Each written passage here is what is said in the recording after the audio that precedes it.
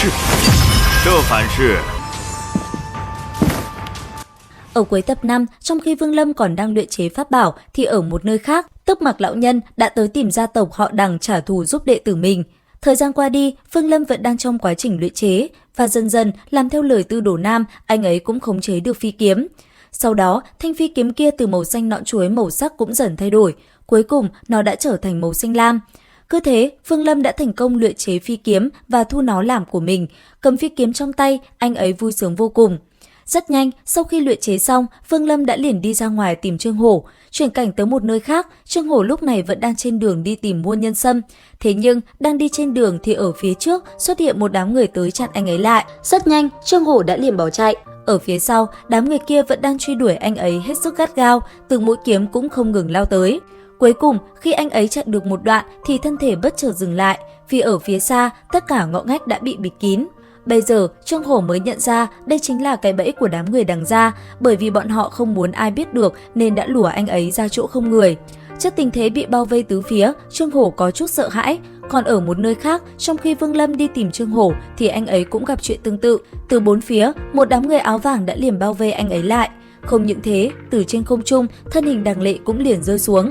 Thấy vậy, Vương Lâm giật mình, ngay lập tức thanh âm đã liền vang lên nói: "Ta cùng ngươi không thù không oán, tại sao lại tàn nhẫn như vậy?" Nghe vậy, Đằng Lệ đã liền đáp lại nói: "Vậy thì ngươi đi hỏi Tước Mặc lão nhân đi." Dứt lời, hắn liền phóng về phía Vương Lâm truy đuổi. Đồng thời, khi tên kia phóng lên thì ở xung quanh những ngõ ngách, đám đệ tử Đằng gia kiếm khí trên tay cũng ngay lập tức phóng tới. Đối diện với nó, Vương Lâm thân hình rất nhanh đã phóng lên tránh né toàn bộ mũi kiếm đang lao tới. Sau đó, anh ấy liền lao lên đánh văng đám người của Đằng gia ra xa.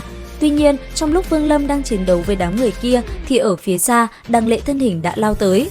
Ngay lập tức, thân thể hắn ta đã hóa thành những đạo tàn ảnh xuất hiện phía sau Vương Lâm.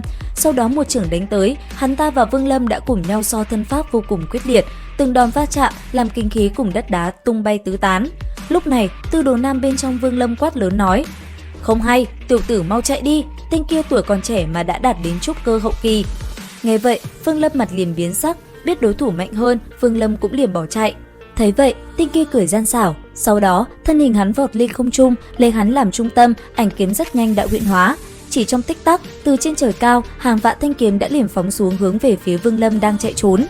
Nhất thời, kiếm khí đã bao trùm toàn bộ nơi đây, bởi vậy, vào thời khắc này, Vương Lâm cứ thế một đường chạy trốn. Lấy bảo cụ gia trì cho tốc độ, thân hình như tia chớp, anh ấy cứ thế né tránh toàn bộ những đạo kiếm khí đang lao tới người mình. Sau đó, dưới sự giúp sức của Tư Đồ Nam, Vương Lâm đã liền phóng lên trời cao và tiến hành thuấn di chạy trốn. Thấy Vương Lâm chạy thoát, cái tên kia tức giận vô cùng. Ở trên không trung, thanh âm của hắn đã liền vang lên quát: "Bên trong Đằng gia thành, kết đăng kỳ đều trốn không thoát được lòng bàn tay của bản thiếu gia, huống chi mình ngươi. Hôm nay, ngươi bỏ mạng dưới thông thần kiếm của ta cũng có thể nhắm mắt rồi." Dứt lời, lấy hắn làm trung tâm, bàn tay cầm chuôi kiếm vung lên.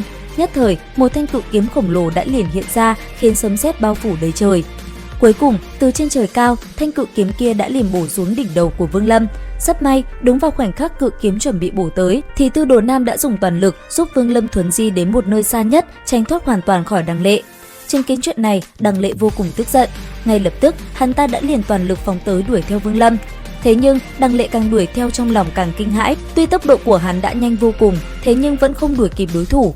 Còn Vương Lâm, dưới sự giúp đỡ của Tư Đồ Nam, anh ấy cũng nhanh chóng thuấn di đi tới một khu rừng rậm. Ở phía sau, Đằng Lệ cũng đuổi theo cực sát. Trong miệng hắn ta, thanh âm đã liền vang lên quát lớn nói: "Đằng Lệ, ta thề rằng nếu như ta bắt được ngươi thì ta sẽ cho ngươi thưởng thức hết tất cả những khổ hình trên thế gian này. Sau đó, rút ra hồn phách của ngươi để luyện hóa." Đến đây thì hết tập 6 Tiên Nghịch. Liệu rằng tiếp theo Vương Lâm sẽ gặp phải chuyện gì? Theo dõi kênh để biết thêm chi tiết nha. Xin chào và hẹn gặp lại!